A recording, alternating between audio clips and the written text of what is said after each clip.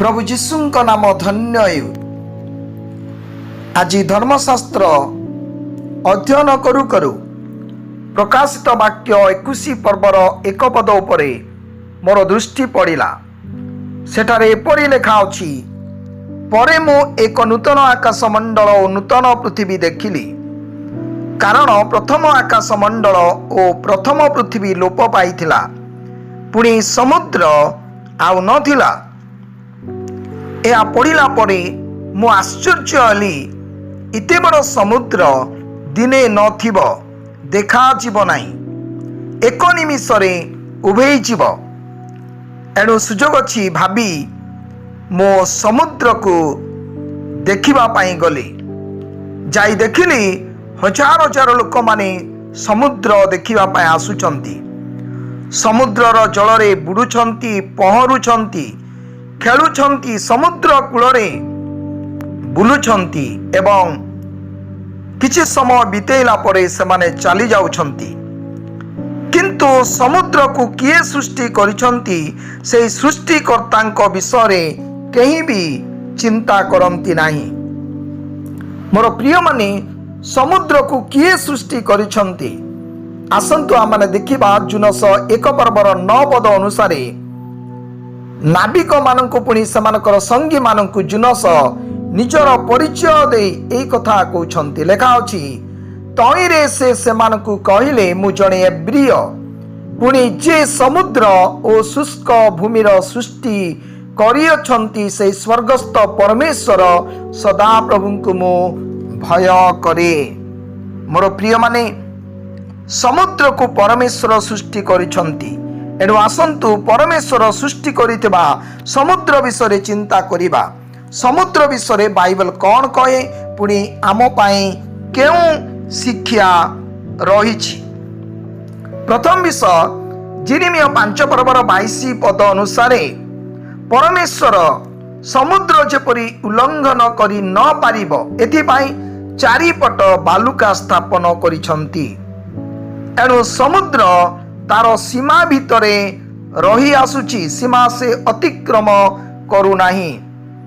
किंतु आज आमाने सीमा अतिक्रम करुछु। द्वितीय जन 1 पर्वर 9 पद अनुसार जो माने ख्रीष्टंक शिक्षार सीमा भितरे रहिबे से माने ईश्वरं को पाइछंती बोली लेखा अछि। समुद्र तार सीमा भितरे रहउछि, श्रृंखलित जीवन। आज की आमाने सीमा भितरे रहउछु। द्वितीय विषय, समुद्र परमेश्वरंकर आज्ञा मानुछि। दिने पवन और समुद्र को धमक देले आ सबु धीर स्थिर होला। एणु माथ्यू 8 पर्वर 27 पदरे लेखा अछि, सेथिरे लोक माने चमत्कृत होई कहिले, ए किपरि व्यक्ति जे पवन और समुद्र उभय यांक आज्ञा मानंती।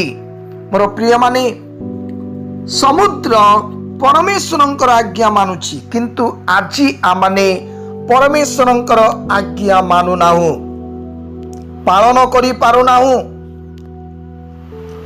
तृतीय विषय, समुद्र वाक्य अनुसार कार्य करि आसुअछि। प्रथम वंशावली 16 पर्वर 32 पदरे लेखा अछि, समुद्र ओ तैर पूर्णता गर्जन करू। तेबे वास्तव रे मु समुद्र को देखिली, से गर्जन करि आसुअछि। तेबे आजी कोन आम जीवन रे वाक्य अनुसार आमने जीवन काटुछु कि? वाक्य रे जहा लेखा अछि ता मानकर जीवन रे देखा जाउछि कि? चतुर्थ विषय, आशकर गीत रे लेखा अछि, गीत संगीता 77 पर्वर 16 पदरे जे समुद्र देखिला बोली लेखा अछि। हे परमेश्वर, जलराशि तुम्बकु देखिला, जलराशि तुम्बकु देखि भीत होला, मध्य बारिदी कंपित होला। जलराशिर नामर अर्थ होछि समुद्र। समुद्र को जलराशि बोली कुआ जा। समुद्र परमेश्वरं को देखुछि, किंतु आज आमाने परमेश्वरं को देखि पारु नाहु। जदि आमाने परमेश्वरं को देखिबु ताले आमाने परित्राण पाइबु। आमे जगत को देखुछु, धन को देखुछु, पोजिशन को देखुछु, किंतु परमेश्वरं को आमाने देखिबा दरकार। ईश्वरं को अति प्रिय लोक माने एते बड़ विराट समुद्र दिने ନଥିବ, କିନ୍ତୁ ସମୁଦ୍ରର ସୃଷ୍ଟିକର୍ତ୍ତା ପରମେଶ୍ୱର ସେ ରହିବେ।